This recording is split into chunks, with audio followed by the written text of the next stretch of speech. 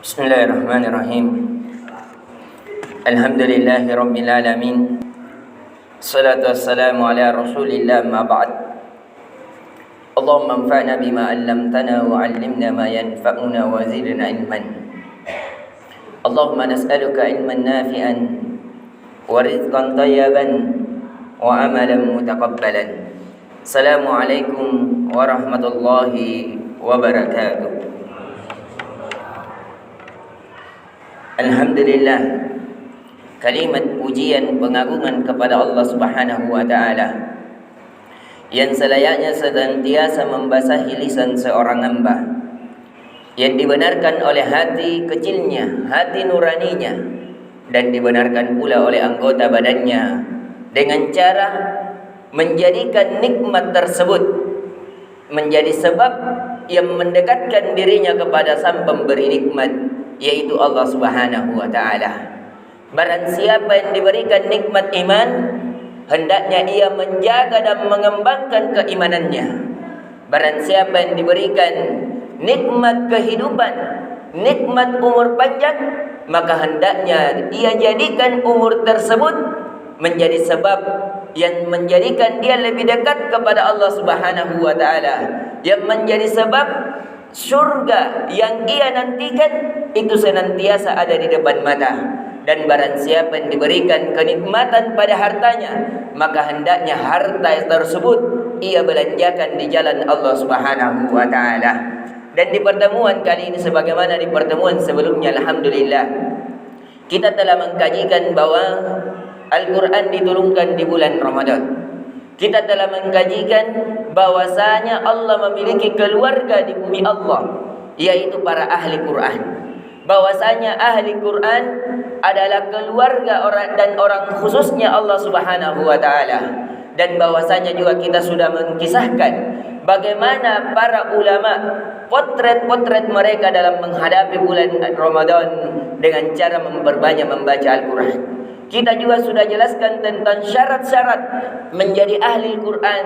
Salah satunya dengan senantiasa membacanya, menghafalkannya, memahaminya, mendakwakannya, mengamalkannya, dan bersabar di atasnya. Dan di pertemuan kali ini insyaallah ta'ala kita akan mempelajari dari sifat-sifat Al-Quran, sehingga Al-Quran bukan hanya dibaca, akan tetapi itu betul-betul menjadi karakter dalam kehidupan seorang hamba. Al-Quran sebagaimana yang kita ketahui, dia adalah petunjuk bagi orang-orang yang beriman. Al-Quran dia adalah kabar gembira dari Allah Subhanahu wa taala. Al-Quran tidak ada keraguan di dalamnya. Al-Quran tidak ada kitab yang semisal dengannya. Al-Quran diturunkan oleh pemilik langit dan bumi. Al-Quran diturunkan kepada Nabi sallallahu alaihi wasallam. Al-Quran adalah syifa. Dia adalah obat bagi seorang hamba. Maka dari itu kata Allah Subhanahu wa taala, Syahrul Ramadan alladzi unzila fihi al-Qur'an hudan lin-nasi wa bayyinatin minal huda wal furqan. Sesungguhnya Al-Qur'an diturunkan di bulan Ramadan. Dia adalah sebagai petunjuk bagi manusia dan menjadi bayyinatin minal huda wal furqan. Dia adalah penjelas yang menjelaskan sesuatu untuk petunjuk bagi manusia, wal furqan, dan yang membedakan, yang mengajar menjadi sebab pembeda bagi orang-orang yang beriman, agar ia mengetahui mana jalan-jalan keimanan, mana jalan-jalan kekufuran, mana jalan-jalan yang mengantarkan seorang hamba ke surga Allah, dan mana jalan-jalan yang menjauhkan diri seorang hamba dari nerakanya, mana jalan-jalan keridoan, mana jalan-jalan kemurkaan, mana jalan-jalan hal yang mesti ditempuh seorang hamba, dan mana jalan-jalan yang mesti dijauhi oleh seorang hamba. Maka dari itu hendaknya kita bertadabbur dengan Al-Quran, karena Allah telah mengingatkan di dalam surah An-Nisa ayat 82, afala yatadabbaruna al-Quran law kana min indi ghairillahi lawajadu fihi ikhtilafan katsiran. Tidakkah para manusia itu bertadabbur terhadap Al-Quran? Seandainya Al-Quran itu datang dari selain Allah Subhanahu wa ta'ala, pasti dia akan mendapatkan perbedaan yang sangat banyak. Akan tetapi Al-Quran terjaga dari perbedaan dari segala jenis perbedaan. Kemudian Allah juga mengabarkan dalam surah An-Nisa ayat 17, ya ayyuhan nasu qad ja'akum burhanum min rabbikum wa anzalna ilaikum nuran mubina.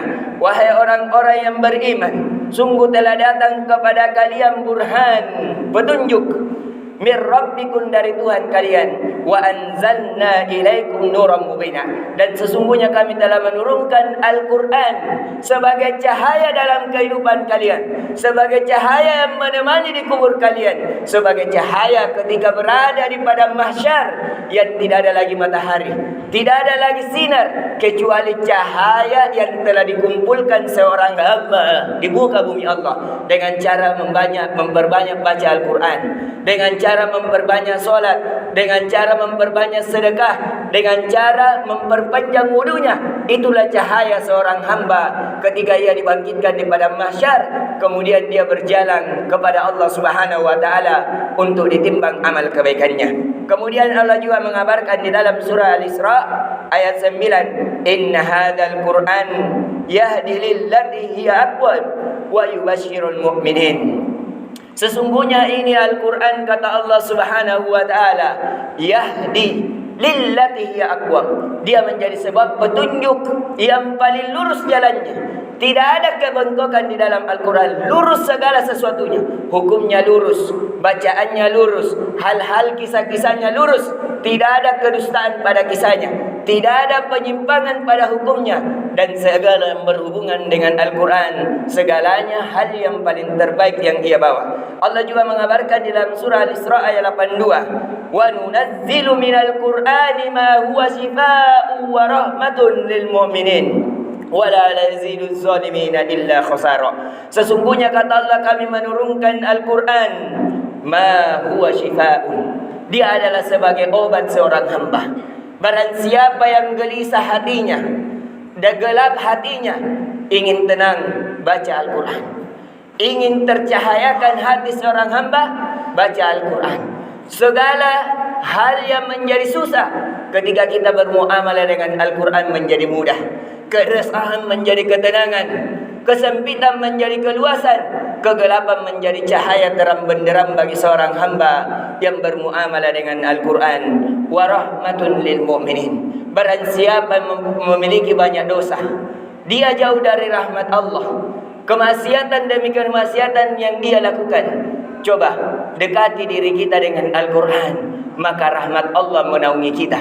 Bahkan para malaikat akan turun juga menghentakkan sayap-sayapnya kepada para pembaca Al-Quran, para pengkaji Al-Quran, para penghafal Al-Quran, para pengamal Al-Quran. Para malaikat juga mencari mereka dan menaungi mereka.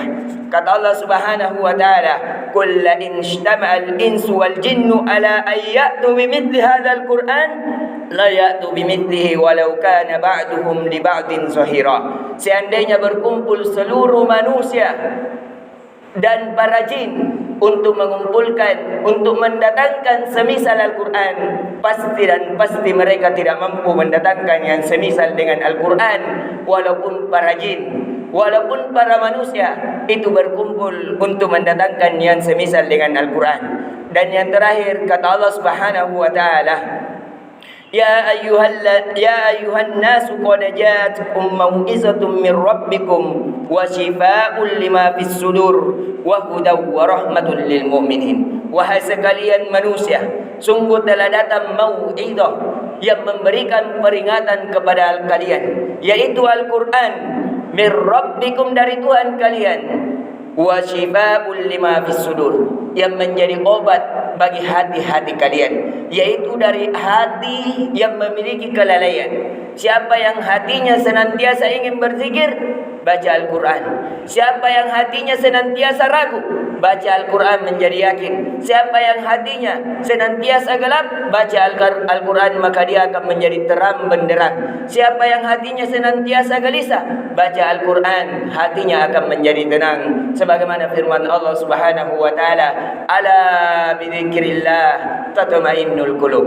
Ketahuilah bahwa sesungguhnya hanya dengan berzikir kepada Allah, hati seorang hamba menjadi tenang. Ini yang bisa kita berikan. Semoga bisa menjadikan kita sekalian untuk senantiasa serius untuk membaca Al-Quran, menghafalkan Al-Quran, mengamalkan Al-Quran, bertadabbur dengan Al-Quran, kemudian mengajarkan anak-anak kita dengan Al-Quran sebagaimana hadis Nabi sallallahu alaihi wasallam, khairukum man ta'allama Al-Quran wa 'allamahu.